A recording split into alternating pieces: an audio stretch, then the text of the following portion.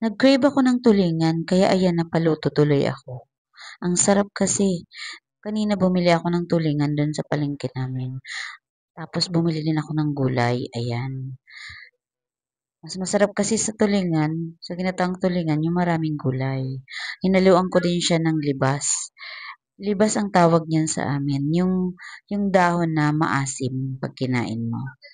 Nag, mas masarap kasi yan ilagay sa paksiw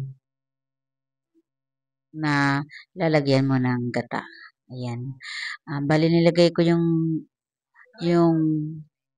yan, nilagay ko yan na dahon sa pinakailalim ng kawali. And after ko malagyan yan, inilagay ko na yung tulingan. Hindi kalakihan yung nabili ko. Pero okay lang din. And after that, nilagay ko na yung bawang, yung sibuyas, yung paminta, tsaka yung iba pang mga pampalasa ng niluluto. Lagyan ko din ng suka, syempre kasi paksiw. Bago ko kasi gagataan, ipapaksiw ko muna. Mas masarap kasi yung pinaksiw muna bago lagyan ng gata. Yan, nilagyan ko din ng magic sarap. Tapos yung dahon ng paminta, yung ricado. Yan. Okay, sinalang ko na yan kasi nga tapos na. And then habang nagpapaksiw ako, habang niluluto ko yung paksiw, piniga ko na yung niyog. Bali, mainit na tubig yung nilagay ko kasi sabi nila mas lalabas daw yung gata kapag medyo mainit na tubig yung ilagay.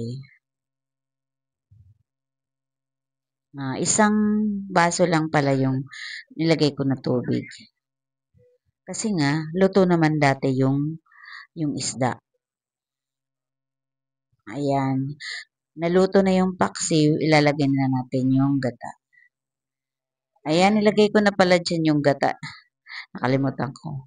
And then, inuna natin ilagay yung talong kasi nga medyo matagal lutuin yung talong kumpara sa pechay. Hinuli ko na yung pechay. Yung pechay kasi ang dali lang maluto. Tapos nadamihan ko yung asin kaya nilagyan ko ng gata sa ibabaw para yung asin humalo sa sabaw. Ang sarap, mapaparami ata ang kain ko nito. Thank you for watching.